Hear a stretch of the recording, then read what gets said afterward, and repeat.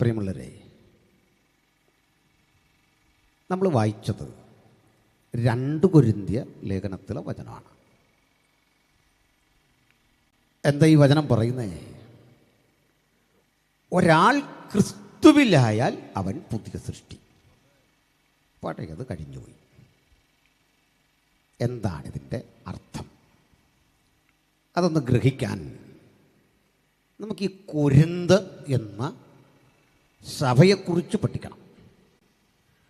കൊരിന്ത്യ സഭയെപ്പറ്റി പഠിക്കാൻ കൊരിന്തിനെ പറ്റിയും ഒന്ന് ഗ്രഹിക്കണം. ഇപ്പം അങ്ങാടിക്കലൊരു സഭയുണ്ട്, ആ സഭയ്ക്കൊരു കൾച്ചറുണ്ട്, അതിനൊരു ചരിത്രമുണ്ട്. അപ്പോൾ ഈ സ്ഥലത്തെപ്പറ്റിയും ഒന്ന് അറിഞ്ഞിരിക്കണം. എന്നാൽ ഞങ്ങളൊക്കെ പ്രസംഗിക്കാൻ വരുമ്പോൾ ആൾക്കാർ പറയാറുണ്ട്, ഈ പരിസരത്തുള്ള ആളുകളൊക്കെ ഇങ്ങനെയാണ്. ഇപ്പോൾ അത് പറയാതിരിക്കാൻ നല്ലത്. അത് പറഞ്ഞാൽ ഈ അടുത്തടുത്ത് കലത്തിനോട് കുളമാക്കിക്കളെ. ചിലർ പരസ്യവും നടത്തി കഴിഞ്ഞാൽ പിന്നെ നമുക്കാർക്കും ആ വഴി പോകണ്ട. ആത്മാർത്ഥമായിട്ട് ചെയ്യുന്ന അതിനൊരു പരിജ്ഞാനവും ഒരു പക്വതയൊക്കെ ഉണ്ടല്ലേ. അതാ പണ്ടത്തെ ഒരു ഗുണം. പുതിയ ശിഷ്യന്മാരൊന്നും അങ്ങനെ പെട്ടെന്ന് പ്രസംഗിക്കില്ല. ഇന്ന് അതൊക്കെ മാറി. ആ കുറവും നമുക്കുണ്ട്. പോട്ടെ, പറഞ്ഞത് നമുക്ക് ഈ കൊരിന്ത് എന്താണ് എന്നറിയണം. പ്രിയമുള്ളവരെ, പുരാതന കാലത്ത് പ്രബലങ്ങളായ ചില പട്ടണങ്ങൾ ഉണ്ടായിരുന്നു. ഈ കൊരിന്ത് ഒരു ഗ്രീക്ക് പട്ടണമായിരുന്നു. ഇത് നമ്മളറിയുന്നത് പോലെ അഖായ എന്നറിയപ്പെടുന്ന സ്ഥലം അറിയാം. നമ്മുടെ അക്കില്ലാസിനെയും പ്രിസ്കില്ലയൊക്കെ അറിയാം. ഈ സ്ഥലത്ത് ഗ്രീക്ക് നാഗരികത, ഗ്രീക്ക് സംസ്കാരം രൂഢമൂലമായി കിടന്ന ഈ സ്ഥലം ഒരു സമ്പന്ന നഗരമായിരുന്നു, ഒരു വാണിജ്യ പട്ടണം. ഇത് ഗ്രീക്കുകാരെ പിന്തള്ളി റോമക്കാർ വരുമ്പോൾ ഏതാണ്ട് 143 BC റോമക്കാർ ഇടിച്ചു തകർത്തു. റോമക്കാർ തകർത്ത ഈ പട്ടണം വീണ്ടും 44 AD ആകുമ്പോഴേക്കും ഇത് അഗസ്റ്റസ് കൈസർ പുനർനിർമ്മിക്കുന്നുണ്ട്, മനോഹരമാക്കി പണിയുന്നുണ്ട്. ഒരു തുറമുഖ നഗരമാണ് ഈ കൊരിന്ത്. പണ്ടിത് ഗ്രീക്ക് പട്ടണമായിരുന്നു. പിന്നെ ഒരു പ്രവിശ്യയുടെ തലസ്ഥാനമായി റോമക്കാർ ഇതിനെ മാറ്റി. 2 സംസ്കാരങ്ങൾ ഈ സ്ഥലത്തുണ്ട്. ഒന്ന്, പണ്ടുള്ള ഗ്രീക്കുകാർ തള്ളിക്കളഞ്ഞ് അവരുപേക്ഷിച്ചു പോയ സംസ്കാരം. 2, റോമൻ സർവാധിപത്യത്തിൻ്റെ കീഴിൽ വരുമ്പോൾ റോമക്കാർ കൊണ്ടുവന്ന അവരുടെ ആശയങ്ങൾ. ഇവ രണ്ടും ചേരുന്ന ഒരു മിശ്ര സംസ്കാരം അവിടെ ഉണ്ടായിരുന്നു. നമ്മെപ്പോലെ നമ്മളെല്ലാം ഫോളോ ചെയ്യുന്നത് 2 സംസ്കാരങ്ങളെയാണ് പ്രധാനമായും. ഒന്ന്, ബ്രിട്ടീഷുകാർ കൊണ്ടുവന്നൊരു പാശ്ചാത്യ സംസ്കാരം. 2, പേർഷ്യക്കാർ കൊണ്ടുവന്ന ഒരു പാർസികളുടെ സംസ്കാരം. ഉദാഹരണം പറഞ്ഞാൽ, ഞാൻ ഇട്ടിരിക്കുന്ന ഈ ജുബ്ബ പാർസികളുടെ സംസ്കാരമാണ്, പേർഷ്യക്കാരുടെ സംസ്കാരം. അപ്പം നിങ്ങളെല്ലാം ധരിച്ചിരിക്കുന്ന ജുബ്ബ അല്ലാതെ ദൈവം പറഞ്ഞൊരു വേഷമൊന്നും അല്ലിത്. പേർഷ്യനാണ് ജുബ്ബ. ഈ പരവതാനിയില്ലേ, നിലത്തിയിരിക്കുന്ന ഈ സംവിധാനമില്ലേ, ഇതൊക്കെ പേർഷ്യൻ കൾച്ചറാണ്. നമ്മുടെ സഹോദരങ്ങൾ പലരും പാടുന്ന പാട്ടുകളില്ലേ, ഹിന്ദുസ്ഥാനിയൊക്കെ പേർഷ്യനാണ്. തബല എന്ന സംഗീത ഉപകരണം പേർഷ്യനാണ്. വല്ലാതെ നമ്മൾ പേർഷ്യൻ കൾച്ചറിനോട് ഇന്ത്യക്കാരൻ ഇടപഴകി. ആ കൂടെയാണ് പാൻറ്റും ഷർട്ടും സാരിയും ബ്ലൗസും. ഇതെല്ലാം വിക്ടോറിയൻ കാലത്തെ സംസ്കാരമാണ്. നമ്മൾ ഈ സായിപ്പിനെ ഇവിടെ കുറ്റം പറയുമ്പോൾ തന്നെ ഈ TV ചർച്ചകളിലൊക്കെ ഇരുന്ന് കുറ്റം പറയുന്ന ആളുകൾ പോലും മൊത്തം സായിപ്പിൻ്റെ സംസ്കാരമാണ്, അല്ലെ പേർഷ്യൻ സംസ്കാരമാണ്. തനി ഇന്ത്യൻ സംസ്കാരമെന്ന് പറയുന്നത് അങ്ങനെ ഒന്നിനെ മനുഷ്യൻ ഏതാണ്ട് പൂർണ്ണമായി തള്ളിയിട്ടുണ്ട്. ഈ സംസ്കാരം തിരിച്ചു വരണമെന്ന് ആഗ്രഹിക്കുന്നവർ പോലും പാശ്ചാത്യമോ അതല്ലെങ്കിൽ പേർഷ്യനോ ഒക്കെ ആയ, അറബിക്കൊക്കെ ആയ ഒരു സംസ്കാരത്തെയാണ് ഉൾക്കൊണ്ടിട്ടുള്ളത്. ഞാനതൊന്നും ഒത്തിരി പറയുന്നില്ല, വചനം അതിൻ്റെ ഉള്ളിൽ തന്നെ നിന്ന് പറയണമല്ലോ.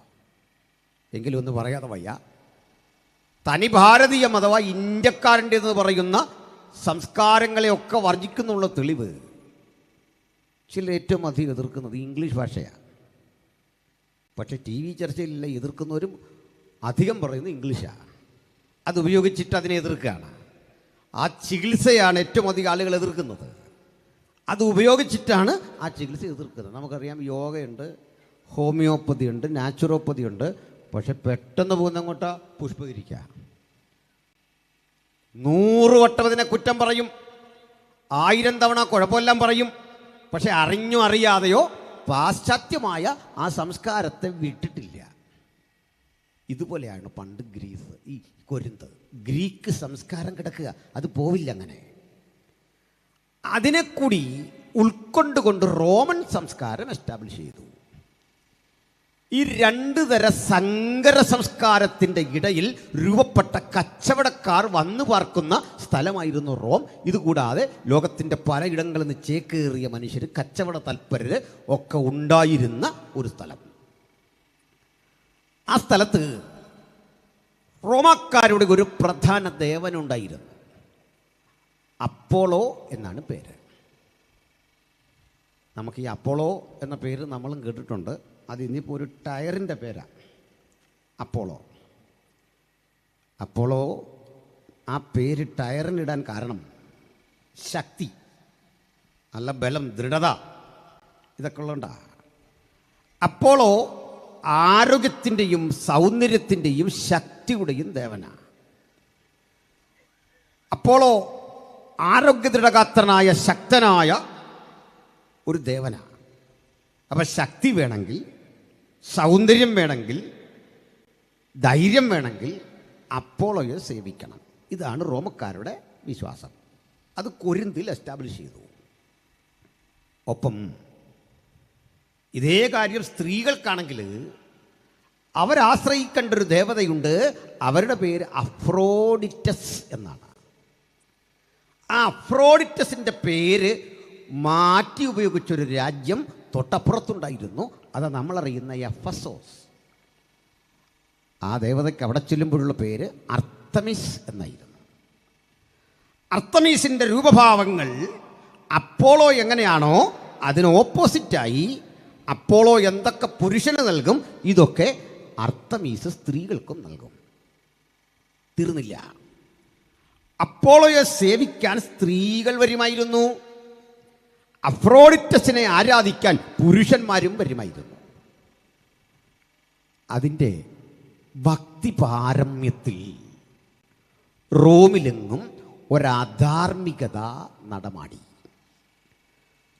ആ അധാർമികതയുടെ കാരണം ഇത്തരത്തിൽ സൗന്ദര്യത്തിൻ്റെ ശക്തിയുടെ ദേവനെ സേവിക്കുക വഴി ഞങ്ങൾ ആർജിക്കുന്നത് അത്തരം കൂടിയ ഒരു കരുത്തും ശക്തിയുമാകയാൽ അങ്ങനെ റോമിലെങ്ങും അല്ലെങ്കിൽ റോമൻ അധിനിവേശ മേഖലയിലെങ്ങും ഇങ്ങനെ ജനിക്കുന്ന കുട്ടികൾ ഈ അപ്പോളോയുടെ കുട്ടികളെന്ന് വാഴ്ത്തപ്പെട്ടു. ഇത്തരം അധർമ്മം വിളയാടുന്നൊരു സ്ഥലം. ഇത്തരം അധർമ്മങ്ങളെ നമുക്ക് പെട്ടെന്ന് ഒഴിവാക്കാൻ കഴിയില്ല. ഉദാഹരണം, ഇന്ത്യയുടെ പലയിടങ്ങൾ നിങ്ങൾ സന്ദർശിക്കുക. ചില സ്ഥലങ്ങളിൽ തെരുവീതിയിലൂടെ മനുഷ്യൻ അശ്ലീലം പാടിപ്പോകുന്ന ഇടങ്ങളുണ്ട്. നിങ്ങൾക്കത് മാറ്റാൻ കഴിയില്ല. ഏത് ഭരണകൂടം വന്നാലും നീക്കാൻ കഴിയില്ല. അതിനൊരു പേര് പറയും, ആചാരം. തുടരുത് ആചാരത്തിൽ പ്രശ്നമാണ്. പണ്ടും ഇവിടെ ആചാരങ്ങളുണ്ടായിരുന്നു. അതിലൊരു ആചാരമായിരുന്നു സതി. കൃത്യവിശ്വാസികളായ നമ്മളെക്കുറിച്ചുള്ള ചിലരുടെ പരിഭവം, നമ്മൾ ആചാരങ്ങൾ തകർത്തു ഇന്ത്യയുടെ. ശരിയാണ്. വില്യം ഗേരി ആചാരം തകർത്തയാളാണ്. അദ്ദേഹത്തിൻ്റെ 10 വർഷത്തെ നിരന്തരമായ കത്തിടപാടുകളുടെയും സമരസന്നദ്ധതയുടെയും പരിണിതഫലമായിട്ടാണ് 1829 ബെന്റിംഗ് പ്രഭു സതി നിരോധനം ചെയ്തു ഇന്ത്യയിൽ. വിധവമാർക്കുള്ള പുനർവിവാഹം ഇന്ത്യയിൽ സാധ്യമാകാതിരുന്നൊരു കാലമുണ്ട്. അവിടെയും നമുക്കൊരല്പം അറിവ് ആവശ്യമുണ്ട്. വിധവ എന്ന് പറയുമ്പോൾ നമ്മുടെയൊക്കെ സഭയിലുള്ള അപ്പച്ചൻ മരിച്ചു ഒരു പാവം അമ്മച്ചിയാണ് നമുക്ക് ഓർമ്മ വരുന്നത്. പണ്ട് വിധവ അങ്ങനല്ല, 12 വയസ്സ് മുതൽ ഒരു 15-20 വയസ്സ് വരെയുള്ള പെൺകുട്ടികളാണ് പഴയ വിധവ. കാരണം 8 വയസ്സിൽ കല്യാണം. ആ 8 വയസ്സിലെ കല്യാണം ദീർഘനാളുകൾ ഇന്ത്യയിൽ നിലനിന്നിരുന്നു. 8 വയസ്സുകാരിയെ 35 മുതൽ 80, 85, 90 വയസ്സ് വരെയുള്ള കാരണവർ കല്യാണം കഴിക്കുന്നത് സ്വാഭാവിക ആചാരമായിരുന്നു ഇന്ത്യയിൽ. ഇതും മാറ്റിയത് മിഷണറിമാരാണ്. മനസ്സിലാവുന്നുണ്ടോ? ഒരു കാര്യമൊന്ന് പറഞ്ഞോട്ടെ, എങ്കിലേ വിഷയത്തിൽ വരാൻ പറ്റൂ. ഈസ്റ്റ് ഇന്ത്യ കമ്പനി ഇന്ത്യ വരുമ്പോൾ ഒരു ഉറപ്പ് ഇന്ത്യക്കാർക്ക് തന്നിരുന്നു. നിങ്ങളുടെ പ്രാർത്ഥനയോ നിങ്ങളുടെ പാട്ടോ നിങ്ങളുടെ ആചാരമോ ഇതിലൊന്നും ഞങ്ങൾ തൊടൂല, നമുക്ക് കച്ചവടം.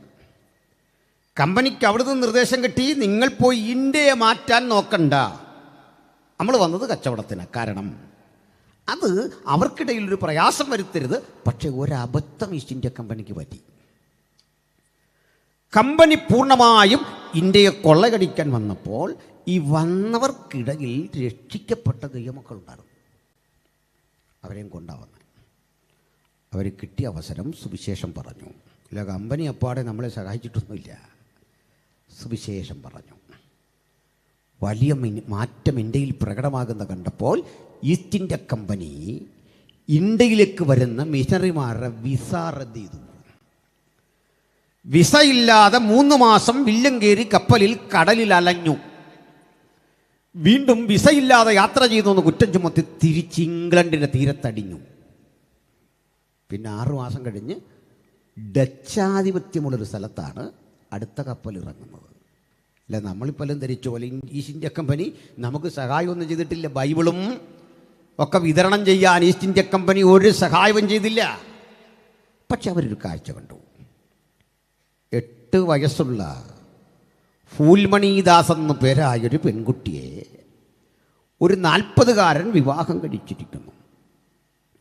വിവാഹം കഴിഞ്ഞ ഒരാഴ്ചക്കുള്ളിൽ ഈ 8 വയസ്സുകാരി രക്തസ്രവം വന്ന് മരിച്ചു. ഇംഗ്ലണ്ടിലെ പത്രങ്ങൾ വലിയ പ്രാധാന്യം കൊടുത്ത് ഈ വാർത്ത എഴുതിയപ്പോൾ മനുഷ്യാവകാശ പ്രവർത്തകർ ഉണർന്നു. കമ്പനിയുടെ ആധിപത്യത്തിൽ കിടക്കുന്ന ഒരു രാജ്യത്ത് ഇത് ഹീനമായ തെറ്റാ. ഇത്തരം പ്രശ്നങ്ങൾ നടക്കുമ്പോൾ ആചാരത്തിന് വേണ്ടി ചിലർ വാദിച്ചു, നിങ്ങളിതിൽ ഇടപെടരുത് പാശ്ചാത്യരെ, ഞങ്ങൾ 8 വയസ്സിൽ 80കാരൻ വിവാഹം കഴിക്കും, നിങ്ങൾ ആര് ഞങ്ങളെ ചോദ്യം ചെയ്യാൻ? ഈ ശബ്ദമുയർന്നു ശക്തിക്ക്. പക്ഷേ എല്ലാ വാദത്തെ അപ്രസക്തമാക്കി 2 കാര്യങ്ങൾ മിഷണറിമാർ സാധിച്ചെടുത്തു. 1 സതിയുടെ നിർമാർജനം, 2 വിവാഹപ്രായം ഉയർത്തുക. ഫൂൽമണിദാസിൻ്റെ മരണത്തോടെ ആരംഭിച്ച ഇത്തരം പ്രശ്നങ്ങൾ ശക്തമായി കഴിഞ്ഞപ്പോൾ, ഞാനിത് അടുത്ത കാലത്ത് ഒരു കുറിപ്പൊക്കെ ഇട്ടപ്പോൾ ഒരാൾ പറഞ്ഞു, ഇദ്ദേഹം എന്താ ഈ പറയുന്നേ, ഇതിനും മാത്രം വിധവ ഇവിടെ? അങ്ങനെ വിധവ വരുന്നേ? 1, 2 അല്ല, 75,000 വിധവമാർ പൂനെയുടെ തെരുവീതിയിലൂടെ സമരം ചെയ്തു പോയി. എന്തിനാണെന്നറിയണ്ടേ? സതി നിരോധിച്ചപ്പം, സതി നിങ്ങൾ നിരോധിക്കണ്ട, ഞങ്ങൾക്ക് ഭയങ്കര ഇഷ്ടമാണ്, അത് തിരിച്ചു തരണോ? ഇത്ര സ്ത്രീകളുള്ള സ്ഥലമായിരുന്നു ഇന്ത്യ. പൂനെയിലൂടെ പോയ സ്ത്രീകളുടെ എണ്ണം 75,000. കാരണം മുതിർന്നവർ പിന്നിൽ നിന്നുകൊണ്ട് പറയുക, സായിപ്പ് വരുന്നു, ഉപദേശിമാർ വരുന്നു, പ്രസംഗിക്കാൻ വരുന്നു, നമ്മുടെ ആചാരം ഇവർ മുഴുവൻ നശിപ്പിച്ചു കളയുന്നു. ഈ പ്രവണത നിലനിന്നിരുന്നു. അപ്പോഴാണ് ചോദിക്കുക, ഇത്രയും വിധവ എങ്ങനെയാണ്? അത് എനിക്കൊരു ലോജിക്കലായി ഞാൻ കണ്ടെത്തിയൊരു ഉത്തരം. അത് നിങ്ങൾ ഔദ്യോഗികമായിട്ട് എടുക്കണ്ട. ഇത്രയും വിധവമാരെങ്ങനെയാണെന്നുണ്ടായി ഇത്തിരി എണ്ണം. എൻ്റെ കാരണം ഇത്രേ ഉള്ളൂ. അത് എൻ്റെ ഒരു കണ്ടെത്തലാന്ന് ഞാൻ പറഞ്ഞു. തെറ്റുകൊണ്ട് ക്ഷമിക്കണം. കാരണം ഈ 8 or 10 വയസ്സുള്ളൊരു കുഞ്ഞിനെ നമ്മുടെ സൺഡേ സ്കൂളിൽ വെച്ചാൽ, നമ്മുടെ PIP മത്സരിക്കാൻ പോലും അവനെ ഒക്കെയുള്ള നിർത്തണം. ആ പ്രായമാണ്. അന്നേരമാണ് കല്യാണം. ഈ കല്യാണം കഴിഞ്ഞ കുഞ്ഞിന് ഇത് കല്യാണമാണെന്നോ ഒന്നും അറിയില്ല. ഈ കുഞ്ഞ് പാട്ടുമൊക്കെ പാടിയോ കരഞ്ഞോ ഈ വല്യപ്പൻ്റെ കൂടി ഇങ്ങനെ പോവാണ്. കുറേ കഴിയുമ്പോൾ അമ്മയെ കാണാത്ത സങ്കടം, ഇതിന് തിരിച്ചു പോകണം, ഇതിനെ ഇയാളിങ്ങനെ പോവാ. ഈ മനുഷ്യൻ ഈ പോകുന്ന പോക്കിൽ ഈ പെങ്കൊച്ചിന് ദുഃഖവും വേദനയൊക്കെ ആണെങ്കിലും ഈ കല്യാണം കഴിഞ്ഞതിൻ്റെ സന്തോഷത്തിൻ്റെ ആധിക്യത്താൽ ഇയാൾ അറ്റാക്ക് വന്ന് മരിക്കും. ഇതെൻ്റെ ഒരു കണ്ടെത്തല, നിങ്ങൾ കാര്യമായിട്ട് എടുക്കണ്ട. അങ്ങനെ ഇത്രയും വിധവമാർ സന്തോഷം കൂടിയാലും അറ്റാക്ക് വരും. ഞാൻ എൻ്റെ വൈഫായിട്ട് ഈ പൂനെയുടെ തെരുവീതി കാണിച്ചു കൊടുത്തു. നിൻ്റെയൊക്കെ ആൾക്കാർ പണ്ടില്ല ഇങ്ങനെ പോയതാന്ന് പറഞ്ഞു. പുള്ളിക്കാരിയുടെ എതിര് പറഞ്ഞില്ല, സ്ത്രീകളുടെ അന്നത്തെ ബോധം. സ്ത്രീകളെക്കുറിച്ച് അങ്ങ് പറഞ്ഞു പോയി. ഞാൻ സ്ത്രീ വിരുദ്ധനല്ലങ്ങ് പറഞ്ഞാണ്. നിങ്ങൾക്ക് അനുകൂലമാണ് വില്ലും കയറി നിയമം പാസ്സാക്കുന്നത്. ഇപ്പോൾ ഒന്ന് മനസ്സിലായോ? പിണങ്ങരുത്. സുവിശേഷം ചില ആചാരങ്ങളെ ചാരമാക്കി കളയും. സുവിശേഷം ചില വ്യവസ്ഥകളുടെ അടിത്തറ തകർക്കും. സുവിശേഷം ചില വ്യവസ്ഥകളുടെ ഉത്തുംഗ ഗോപുരങ്ങളെ തകർക്കും. അത് തകർത്തല്ലാതെ അതിന് ശമനമില്ല. തകരേണ്ടതൊക്കെ തകരും. പകരം മറ്റൊന്നിനെ ഞങ്ങൾ പണിയും. ഞാൻ എൻ്റെ സഭയെ പണിയും. പാതാള ഗോപുരങ്ങൾ അതിനെ ജയിക്കയില്ല. ഇങ്ങനെ റോമിൽ ആചാരദുരാചാരങ്ങളുടെ നൂലാമാലകൾ ശക്തിപ്പെട്ടിരിക്കുന്ന കാലത്ത് ധന്യനായ പൗലോസ് ഇതുവഴി ഒന്ന് യാത്ര ചെയ്തു. റോമിനെ കണ്ടു. സമ്പന്നരാ, വ്യാപാരികളാ. പലതരം കാഴ്ചകൾ കണ്ടുവരുമ്പോൾ ഇവരുടെ വിനോദ കേന്ദ്രങ്ങൾ കണ്ടു. പൗലോസ് ഈ സ്ഥലങ്ങളൊക്കെ പണ്ട് സന്ദർശിച്ചിട്ടുള്ളതാ. പൗലോസ് ഈ സ്ഥലങ്ങളൊക്കെ സന്ദർശിച്ചിട്ടുള്ളതാ. അപ്പുറത്തെ ഏതൻസ് ഉള്ളത്, അവിടെ ഒളിമ്പിക്സ് നടന്നിരുന്നത്. കർത്താവിന് 776 സംവത്സരങ്ങൾക്കപ്പുറത്ത് ഒളിമ്പിക്സ് നടക്കുന്ന സ്ഥലമാണ്. അവിടെ ആ ചരിത്ര പ്രസിദ്ധമായ അരയോപക കുന്നുള്ളത്. ഇങ്ങനെ ഈ സ്ഥലങ്ങളെല്ലാം സന്ദർശിച്ചു വരുമ്പോൾ ഈ കൊരിന്തിലെ വിചിത്ര കാഴ്ചകൾ കണ്ടു. അധർമ്മം കൊടികുത്തി വാഴുന്ന ഇടം. അതുകൊണ്ട് പുരാതന ലോകത്ത് ഒരു പഴമൊഴി രൂപപ്പെട്ടു. ആളുകൾ വീട്ടിലും പരിസരത്തുമൊക്കെ വഴക്കുണ്ടാകുമ്പോൾ ഒരു വാക്കുപയോഗിക്കും, നീ ആ കൊരിന്ത്യക്കാരൻ്റെ പണി, നീ കൊരിന്ത്യൻ. കൊരിന്ത്യൻ എന്നാൽ അധർമ്മി എന്നർത്ഥം. ഉപയോഗം കൊണ്ട് അർത്ഥം അങ്ങനായി. കൊരിന്ത്യൻ അതിൽ തന്നെ തെറ്റൊന്നുമില്ല. പക്ഷെ ഉപയോഗത്താൽ അർത്ഥം ഒരുവൻ കൊരിന്തിലേക്ക് പോയി എന്ന് കേട്ടാൽ അവൻ എന്തോ ഗുരുതര തെറ്റ് ചെയ്യാൻ പോയി എന്ന് വ്യാഖ്യാനിക്കത്തക്ക നിലയിൽ അധപ്പതിച്ച അധോലോകം അതായിരുന്നു കൊരിന്ത്. ഈ സ്ഥലത്തേക്ക് പോകാൻ മനുഷ്യൻ അറച്ചു. നിഗൂഢതകളുടെ അധോലോകം, ചൂതുകളി നടക്കുന്ന ഇടം, മൃഗയുദ്ധത്തിൽ പന്തയം വെച്ച് തങ്ങളുടെയൊക്കെയുള്ള വസ്തുവകകൾ പണയം വെച്ച് നശിച്ചുപോയ മനുഷ്യരുടെ സ്ഥലം, നോക്കി നിൽക്ക കോടീശ്വരന്മാരാകാൻ അനീതിയുടെ വഴികൾ തിരഞ്ഞെടുത്തവരുടെ സ്ഥലം, നോക്കി നിൽക്ക തോറ്റു തുന്നം പാടിയവരുടെ സ്ഥലം. മറ്റൊന്ന്, അധർമ്മ നിമിത്തം രോഗികളും അശരണരും അസ്വസ്ഥരും ഒക്കെ നിലനിന്നിരുന്ന സ്ഥലം. ഇവിടേക്ക് യാദൃച്ഛികമായി വന്നതല്ല പൗലോസ്, നാളുകളായി പ്രാർത്ഥിച്ചു. പ്രിയപ്പെട്ടൊരു കാര്യം ഓർക്കണം, ദൈവം അയച്ചിട്ടൊരു സ്ഥലത്ത് ചെന്നാൽ ഏത് അപകടത്തിൻ്റെ മുനമ്പത്തിലും തൻ്റെ മക്കളുടെ പ്രവൃത്തിയാൽ ഒരു വിടുതലയക്കുന്ന മഹാദൈവം അവിടെ ഉണ്ടെന്നുള്ള തിരിച്ചറിവിൽ നമുക്ക് ആ വഴി പോകണം. അതൊരു വലിയ വിടുതലായി തീരും. പണ്ട് നമ്മളറിയുന്ന മഹാനായ മൂടി ഉണ്ടല്ലോ, DL മൂടി. ഈ മൂടിയുടെ പ്രസംഗം സാഹിത്യപരമോ ചരിത്രപരമോ കലാപരമോ ഒന്നുമല്ല. പലപ്പോഴും മൂടിയുടെ ഇംഗ്ലീഷ് സബ്സ്റ്റാൻഡേർഡ് ആണെന്ന് ആളുകൾ പറഞ്ഞിരുന്നു. അപ്പോഴൊക്കെ മൂടി പറയുന്ന മറുപടി ഇതാണ്, ഞാൻ ഭാഷാവിദഗ്ധനൊന്നുമല്ല, ഞാനൊരാശയം കമ്മ്യൂണിക്കേറ്റ് ചെയ്യാനായി സംസാരിക്കുന്നത്. അത് നിങ്ങൾക്ക് മനസ്സിലാകുമെങ്കിൽ പ്രതികരിക്കുക. സാധാരണ ഏതൊരു പ്രഭാഷകനും അമേരിക്കയിലാണ് അദ്ദേഹത്തിൻ്റെ നാടെങ്കിൽ, അമേരിക്കയുടെ മണ്ഡലത്തിലാണ് അദ്ദേഹത്തിൻ്റെ പ്രവർത്തനമെങ്കിൽ, മോഡിയുടെ പ്രത്യേകത കപ്പൽ കടന്ന് ഇംഗ്ലണ്ടിലും പോകും, അവിടെ നിന്ന് തിരിച്ച് അമേരിക്കയിലും വരും.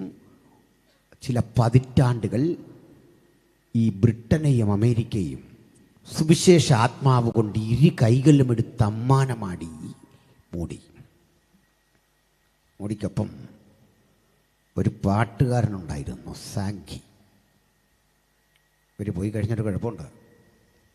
സാങ്കി പാട്ടാരംഭിച്ചു കഴിഞ്ഞാൽ 5 മിനിറ്റിനുള്ളിൽ ആളുകൾ പാട്ടിനുള്ളിലേക്ക് കയറും. മോഡിക്കൊപ്പം ഇങ്ങനെ സഞ്ചരിക്കുക. മോഡിയാണ് പാടാൻ വരുന്നെങ്കിൽ ആളുകൾ വീട്ടിൽ നിന്ന് ഗിറ്റാറും ഡ്രമ്മും ഒക്കെ ആയിട്ട് അവരെ സംഗീതോപകരണങ്ങളുമായിട്ടാണ് വരുന്നത്. അവരിനോട് ചേർന്ന് ലയിച്ചങ്ങ് പാടുക. പാടിയിട്ട് സംഘാടകർ പറയും, മോടി പാട്ട് നിർത്തരുതേ, ഇന്ന് പ്രസംഗം ഇല്ലെങ്കിലും കുഴപ്പമില്ല, ഞങ്ങൾക്ക് ഈ പാട്ട് കേട്ടുകൊണ്ടേയിരിക്കണം. മോടി വലിച്ചു പിടിച്ച് നിർത്തിയെങ്കിലേ പാട്ട് നിൽക്കൂ. സാങ്കി പാട്ട് നിർത്തരുത്. തിരിച്ചിതുപോലെ മോടി പ്രസംഗിച്ചു കഴിഞ്ഞാൽ മനുഷ്യൻ പറയും, സാങ്കി ഇനിയും പാടല്ലേ, ഈ മോടി പ്രസംഗം നിർത്തരുതേ. ഇവർ ഒരുമിച്ച് പോയാൽ സത്യത്തിൽ നമ്മുടെയൊക്കെ സ്വഭാവത്തിന് അടിച്ച് പിരിയണ്ട. ഈഗോ ക്ലാഷ് അല്ലേ? അത്തരം വില്ലന്മാരാണ് നമ്മൾ. എന്താ കാര്യം? ഞാൻ പ്രസംഗിക്കാൻ റെഡി ആയി ചെയ്യാൻ പുള്ളി പാട്ട് നിർത്തുന്നില്ലേ, ഇപ്പോൾ എന്തോ ചെയ്യുന്നത്? ഞാൻ ദൂതും പ്രാപിച്ചെന്നാ മറ്റേയാളെന്ത് പറയും? ഞാൻ പാടാൻ ചെന്നാ പുള്ളി പ്രസംഗം നിർത്തണ്ടേ, എൻ്റെ പാട്ട് കേൾക്കാനാണ് മനുഷ്യൻ വന്നത്. ഇത് രണ്ടിനും അല്ല. നമുക്ക് ഈ സെലിബ്രിറ്റിയെ സൃഷ്ടിക്കുന്ന പണി നിർത്തണം. മനസ്സിലായില്ലോ? പ്രസംഗകനെ, പാട്ടുകാരെ, കൂട്ടുകാരെ എല്ലാം നമ്മൾ സെലിബ്രിറ്റികളായി വാഴ്ത്തിയപ്പോൾ ആത്മീക മൂല്യം തകർന്നു. തിരിച്ചു പിടിച്ചേ പറ്റൂ. നമുക്ക് തിരിച്ചു വരണം. സാങ്കിയെ മറക്കാം, മോഡിയെ മറക്കാം, അവർ ഉയർത്തിയ യേശുവിൻ്റെ നാമം വാഴ്ത്തപ്പെടട്ടെ. നമുക്കൊരുമിച്ച് പ്രസംഗകനെ മറക്കാം, സംഘാടകരെ മറക്കാം, പാട്ടുകാരെ മറക്കാം. നമുക്ക് ആ പാട്ടിൻ്റെ ആനന്ദക്കടലിലൂടെ ഇഴുകി ചേർന്ന് ക്രിസ്തുവിനൊപ്പം നടക്കണം, ജയാളിയായി യാത്ര ചെയ്യണം. അത്തരമൊരു കാലത്തിൻ്റെ തിരിച്ചുവരവിന് നമുക്കിന്ന് രാത്രി പ്രാർത്ഥിച്ച് സജ്ജരാകണം. സ്തോത്രം. അപ്പോൾ പൗലോസ് ഈ സ്ഥലത്തേക്ക് വന്നു, കൊരിന്തിൽ. ഈ കൊരിന്തിലേക്ക് വരുമ്പോൾ ഒരു വിഷയം പറയാം. നിങ്ങളിൽ, എന്നിൽ രൂഢമൂലമായി കിടക്കുന്ന ഒരു പാപത്തിൻ്റെ ബോധമുണ്ട്, പാപത്തിൻ്റെ പ്രസരണമുണ്ട്. അത് വ്യക്തമാക്കാം. ഈ ഭൂതം ഒരിക്കൽ കയറിയ ശരീരത്ത് വീണ്ടും കയറാൻ സാധ്യത ഏറെയാണ്. അതിന് പ്രകൃതിദത്തമായ ഒരു ഉദാഹരണം പറയാം. പ്രകൃതിദത്തമായ ഉദാഹരണം, ഒരിക്കൽ ഇടിവെട്ടിയ സ്ഥലത്ത് വീണ്ടും ഇടിവെട്ടാം, സ്ഥലം കളഞ്ഞിച്ച് പോകണം. പവർ കൂടുതലാണ് പിന്നെ വരുന്നത്. എന്താണെന്നറിയണ്ടേ? ഈ സർക്യൂട്ടില്ലേ, അത് കുറെ കൂടെ ശക്തമായി. ഫിസിക്സ് പഠിച്ചവർക്കറിയാതെ ഈ ഇടിമിന്നലുകൾക്ക് വരാനൊരു പാതയുണ്ടല്ലോ, അയ്യോബ് പറയുന്ന പോലെ. അത് കുറെ കൂടി വഴി കറക്റ്റായി, കണക്ഷൻ കറക്റ്റായി, അതിങ്ങനെ കിടക്കുക. അതുകൊണ്ട് അവന് വരാൻ വളരെ എളുപ്പമാണ്. ഇതുപോലെ നിങ്ങൾക്കിടയിൽ ഈവിൾ സ്പിരിറ്റിൻ്റെ പഴയ ലിങ്ക് കിടപ്പുണ്ട്. എപ്പോൾ അത് പഴയ സ്ഥാനത്ത് വെക്കുമോ അവനിഞ്ഞ് വരും. അത് പറഞ്ഞു വിട്ട ദൈവാസൻ്റെ കുഴപ്പമൊന്നുമല്ല, മറിച്ച് ആത്മാവിൽ ശക്തിപ്പെട്ട് ചെറുത്ത് തിരിച്ചു നിന്ന് അവനോട് പോരാടി ജയിക്കണം. അത് ഭൂതത്തിൻ്റെ കാര്യത്തിൽ മാത്രമല്ല, എല്ലാത്തരം തിന്മകളിലും ഇത്തരമൊരു തിരിച്ചുപോക്കിൻ്റെ ആത്മാവ് എവിടെയോ കിടപ്പുണ്ട്. പെട്ടെന്ന് കോപിഷ്ഠരാകുന്നവർ, ഏഷണി പറയുന്നവർ, സഭയിൽ പ്രശ്നമുണ്ടാക്കുന്നവർ, ഈഗോ ഉള്ളവർ, ഇതൊക്കെ ഒരിക്കലായിട്ട് ഉപേക്ഷിച്ച് കളഞ്ഞാലും ആ ട്രെൻഡ്, ആ ടെൻഡൻസി, ആ പ്രവണത കിടക്കൊണ്ട് എന്നും ഉണ്ടാകണം സമരം. പാകിസ്ഥാൻ ഇന്ത്യയും തമ്മിൽ യുദ്ധം കഴിഞ്ഞു. നമ്മളെ അവരൊന്ന് പെരുമാറി, നമ്മളും തിരിച്ചടിച്ചു. പക്ഷെ പട്ടാളം അവിടെ നിന്ന് പോന്നിട്ടില്ല. കാരണം എന്താ? നമുക്കറിയാം അവന്മാരാരാണ്. ഇട്ടിട്ട് പോന്നാൽ നുഴഞ്ഞു വരും. അതുകൊണ്ട് പ്രതിരോധം ശക്തമാക്കണം. പ്രതിരോധം ശക്തമാക്കാത്ത ഇടത്ത് ഇത്തരം സ്പിരിറ്റുകൾ കടന്നു വന്ന് ഇടപഴകും. അതുകൊണ്ടാണ് ചിലക്ക് പഴയ ലാഭക്കുതി വിശ്വാസത്തിൽ വന്നാലും വിട്ടുപോകത്തില്ല. ആത്മീയർക്കെങ്കിലും പണ്ട് കിട്ടിയ നേട്ടങ്ങളുടെ ആ വഴി തിരിച്ചു കിട്ടണം. പണ്ട് ഞാനായിരുന്ന ഇടത്ത് അവിടെ പ്രധാനിയായിരുന്നു, എനിക്കിവിടെയും പ്രധാനിയാകണം. പണ്ട് ചില ആളുകൾ ഈ മുമ്പേ പറഞ്ഞ പോലെ ഗുഡ് വില്ലിന് വില പറഞ്ഞ്, പ്രശസ്തി മൂല്യത്തിന് വില പറഞ്ഞ് നിങ്ങൾ പാടാൻ വന്നാൽ, നിങ്ങൾ സെലിബ്രിറ്റി ആയി എന്ന അനുഭവത്തിൽ പ്രസംഗിക്കാൻ വന്നാൽ ആ ലിങ്ക് കറക്റ്റാകാണ്. ദൈവത്തിന് ഇടപെടാൻ പറ്റാതെ, ദൈവപ്രവൃത്തി വെളിപ്പെടാതെ സ്ഥിതിഗതികൾ മാറും. അപ്പോൾ പൗലോസ് കൊരിന്തിലൂടെ ഇങ്ങനെ സഞ്ചരിച്ചു. ആ പ്രവണത ദൈവാത്മാവ് വെളിപ്പെടുത്തി ഓരോ പോയിന്റിലും നേരിട്ടിരിക്കുന്ന സാത്താന്യ ശക്തികളുടെ ആധിപത്യം എത്ര വലുതാ പ്രസംഗിച്ചു. ചിലരെ കിട്ടി. ഒരു സഭ സജ്ജീകരിച്ചു. ആ സഭ ശക്തിപ്പെടുത്തി അടുത്ത ഇടത്തേക്ക് സുവിശേഷത്തിൻ്റെ വ്യാപനത്തിനായി കടന്നുപോയി.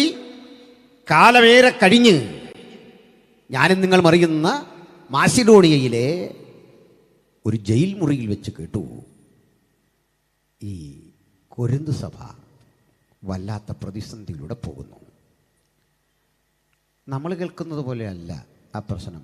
നമ്മളൊക്കെ സഭയിൽ പ്രശ്നം ഉണ്ടായിട്ട് പറയും കൊരിന്തി പണ്ട് ഇതുപോലൊക്കെ ആയിരുന്നു. നമ്മുടെ പ്രശ്നമൊന്നും അല്ല അവിടെ. അവരുടെ പ്രശ്നമൊക്കെ കുറേ ഐഡിയോളജിക്കലാണ്, നേതൃത്വപരമായ കാര്യമൊന്നുമല്ല, ഐഡിയോളജിക്കൽ. മാത്രമല്ല ആ സഭയിൽ നല്ല മാന്യന്മാരുണ്ടായിരുന്നു. അതിലൊരു മാന്യൻ്റെ പേരാണ് ക്ലോവ. വചനം പറയാൻ നിങ്ങളുടെ ഇടയിൽ ഭിന്നതയുണ്ട് എന്ന് എനിക്ക് ക്ലോവയുടെ ആളുകളാൽ അറിവ് കിട്ടി. കണ്ടോ, ക്ലോവയും അദ്ദേഹത്തിൻ്റെ ഫ്രണ്ട്സിൻ്റെയും പ്രത്യേകത എന്താ? ഒരു പ്രശ്നമുണ്ടെങ്കിൽ പരിഹരിക്കേണ്ട ആൾ പൗലൂസാണെന്നറിഞ്ഞ് അവിടെ കൊണ്ടറിയിച്ചു. നമ്മളെന്താ ചെയ്യുന്നത്? അങ്ങാടിക്കലൊരു പ്രശ്നമുണ്ടെന്ന് പറഞ്ഞ് അന്ന് തന്നെ ഫേസ്ബുക്കിൽ അതെടുത്തിടും. നമ്മളെക്കാൾ അതപ്പതിച്ച ഒരു 50 പേര് അവിടെ വന്ന് കമൻ്റ് ഇടും. പരിഹാര വഴി അതല്ല, എത്തേണ്ട ഇടത്ത് എത്തിച്ചാൽ മതി. പക്വതയുള്ള പ്രാർത്ഥനയുള്ള ഒരാത്മീയൻ്റെ അരികിൽ എത്തിച്ചാൽ മതി. ഇവിടെ നമുക്കൊരു വലിയ ദൗത്യമുണ്ട്, അത് പറയാം. വലിയ ജോലി, ആർക്കും ചെയ്യാനാവാത്ത ജോലി. തകർന്ന കുടുംബങ്ങൾ, തകർന്ന ജീവിതങ്ങൾ, മദ്യം നശിപ്പിച്ച വീടുകൾ, ഇവരൊക്കെ ഓടിപ്പോകുന്നൊരു സ്ഥലമുണ്ട്, കൗൺസിലിംഗ് സെൻറ്റർ. പക്ഷെ ഒന്ന് മനസ്സിലാക്കിക്കോ, എല്ലാ കൗൺസിലിങ്ങും തൊലിപ്പുറത്തെ ചികിത്സയാണ്. കാരണം അന്തരാത്മാവിലെ മുറിവ് കെട്ടാൻ ആ ചികിത്സയ്ക്കൊന്നും ശക്തി പോരാ. അതുകൊണ്ട് ഒരു അഡ്ജസ്റ്റ്മെൻറ്റിൽ അവരങ്ങോട്ട് പോകുകയാണെങ്കിൽ അന്തരാത്മാവിലെ മുറിവിണക്കുന്ന ചൈതന്യം യേശുവിൻ്റെ സുവിശേഷത്തിനേ ഉള്ളൂ, ദൈവാത്മാവിൻ്റെ ചൈതന്യത്തിനേ ഉള്ളൂ. ആത്മാവിൽ പ്രാർത്ഥിക്കുന്നവർക്ക് അത് പരിഹരിക്കാൻ പറ്റൂ. നാളുകളായി ഏറ്റിരിക്കുന്ന ഉള്ളിൻ്റെ ഉള്ളിലെ മുറിവിനെ പരിഹരിച്ച് നിരപ്പിക്കുന്ന പ്രക്രിയ ചെയ്യാൻ ആത്മാവിൻ്റെ ശുശ്രൂഷയുള്ള ദൈവമക്കൾക്ക് സാധിക്കൂ. അവർ ഏഷണി പറയില്ല, അത് പുറത്തു പറയില്ല. ആ നോവ് സ്വന്തം ജീവിതത്തിൽ ഏറ്റെടുത്തിട്ട് ആ കുടുംബത്തെ പണിയും, ആ വ്യക്തിയെ പണിയും, ആ സമൂഹത്തെ പണിയും. കാരണം ഉറക്കമില്ലാത്ത രാവുകളിൽ ഞാൻ കഷ്ടപ്പെട്ട് പ്രാർത്ഥിച്ചൊരുക്കിയ ആ ദൈവത്തിന്റെ സഭ ഇത് അധപ്പതനത്തിലേക്ക് പോകുന്നു. ദൈവമക്കളെ, ഞാനും നിങ്ങളും സഭ നേരിടുന്ന പ്രതിസന്ധിയിൽ മാറി നിന്ന് പരിഹസിക്കാറുണ്ട്, മാറി നിന്ന് കളിയാക്കാറുണ്ട്. പോരാ, ഒരാത്മവേദന കൊണ്ട് അന്ന് രാത്രി മുഴങ്കാലിരിക്കുന്നവന്റെ പക്കൽ മാത്രമേ ഇതിന് പരിഹാരമുള്ളൂ. വിമർശിക്കുന്നവരെക്കാൾ മുഴങ്കാലിരിക്കുന്നവർക്കുള്ള പരിഹാരം ഒരു വലിയ ദൈവപ്രവൃത്തിയാ. ദൈവമേ, സഭയുടെ മുറിവ് കെട്ടണം, സ്ഥാപനത്തിന് മുറിവ് കെട്ടണം. ഞങ്ങളുടെ ഓഫീസുകളിൽ, ഞങ്ങളുടെ മണ്ഡലങ്ങളിൽ, ഞങ്ങളുടെ ദൈവദാസന്മാർക്കിടയിൽ സംഭവിച്ചു കൊണ്ടിരിക്കുന്ന പ്രശ്നങ്ങളിൽ നിന്റെ ചൈതന്യമയക്കണമേ. ഒരു വലിയ മാറ്റം, ആ വലിയ മാറ്റത്തിൻ്റെ നാന്ദിയെ സൃഷ്ടിക്കാൻ നമ്മുടെ പ്രാർത്ഥനാ മുറിക്ക് കഴിയും എന്നുള്ള ഉറപ്പാണ് ഇന്ന് നമ്മൾ തിരിച്ചറിയേണ്ടത്. ഇത് പൗലോസ് എന്ന മനുഷ്യൻ്റെ അരികിലെത്തി. പൗലോസ് എത്തിയപ്പം മനഃശാസ്ത്രപരമായിട്ടൊന്നും ഇടപെട്ടില്ല. എൻ്റെ കാരണം കൗൺസിലിംഗുകാരൻ്റെ പ്രശ്നം, അവൻ എന്നെയും മണക്കാൻ പറ്റിയില്ല, അച്ഛനെയും മടക്കാൻ പറ്റിയില്ല, നമ്മുടെ സാങ്കുട്ടി പാസ്റ്റയും മടക്കാൻ പറ്റിയില്ല. എല്ലാവരോടും മുഖസ്തുതി പറയും. അച്ഛനാതെല്ലാം ഇവിടുത്തെ കാര്യം. എന്നോട് പറയും, പണ്ടൊരിക്കൽ ഒരു സഭയിൽ വലിയ പ്രശ്നം ഉണ്ടായിട്ട് ആ ലോക്കൽ പാസ്റ്റർ ആകം അടുത്തു. അപ്പോൾ നമ്മൾ ഡിസ്ട്രിക്ട് പാസ്റ്റർ തൊടുമല്ലോ. ഡിസ്ട്രിക്ട് പാസ്റ്റർ വന്നപ്പോൾ ഒരു കുടുംബത്തിലെ വിഷയം കാര്യം ചോദിച്ചു വന്നപ്പോൾ ആൻറ്റിയെ വിളിച്ചു, ആ സഹോദരിയെ വിളിച്ചു. കുഞ്ഞെ, എന്താ പ്രശ്നം? അച്ഛാ, ഇവിടെ ഈ മനുഷ്യന് പ്രാർത്ഥനയില്ല, ആത്മീയ ജീവിതമില്ല. ഞാൻ പ്രാർത്ഥിച്ചു കൊണ്ടിരുന്ന ശല്യം ചെയ്യുക, പ്രാർത്ഥിക്കുന്ന ഈ മനുഷ്യന് ഇഷ്ടമല്ല. അച്ഛൻ പറ, എൻ്റെ ഭാഗത്ത് കുഞ്ഞു ആ പറഞ്ഞത് ഒന്നും തെറ്റല്ല, കുഞ്ഞു പറഞ്ഞതാ കാര്യം. ഈ മനുഷ്യനെ വിളിച്ച് പറഞ്ഞു, അച്ഛാ, ഈ പ്രാർത്ഥിക്കുന്ന നല്ല വിഷയം. ഞാൻ ഈ കടയിലെ പണിയും കഴിഞ്ഞ്, ജോലിയും കഴിഞ്ഞ്, ഓഫീസുകാർക്കും കഴിഞ്ഞ് ഇങ്ങോട്ട് വരുമ്പോൾ ഒരു ചായ തരാതെ, വെള്ളം തരാതെ അവളിരുന്ന് സ്തോത്രം പറഞ്ഞുകൊണ്ടിരുന്നാൽ ആർക്കാച്ചാ അരിശം വരാത്തേ? ഇത് കേട്ടപ്പം അച്ഛൻ പറഞ്ഞു, കുഞ്ഞു പറഞ്ഞ അതിൻ്റെ കാര്യം.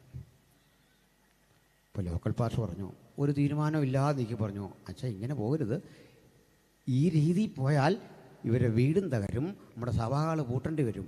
അപ്പോൾ പറയാ, പാസ്റ്റർ പറഞ്ഞാ സത്യം, എല്ലാം ശരിയാ. ഇവർക്ക് ഇന്നും ഒരു തെറ്റ് കണ്ടുപിടിക്കാൻ പറ്റില്ല. മൊത്തം ശരിയാ, അത് ശരി, ഇത് ശരി, അത് മൊത്തം ശരി. അതാ കൗൺസിലിങ്. നമ്മളെ തന്നെ ഇരുത്തി കുറേ കഥകൾ പറയും, അവരെ തന്നെ ഇരുത്തി കുറേ കഥ പറയും.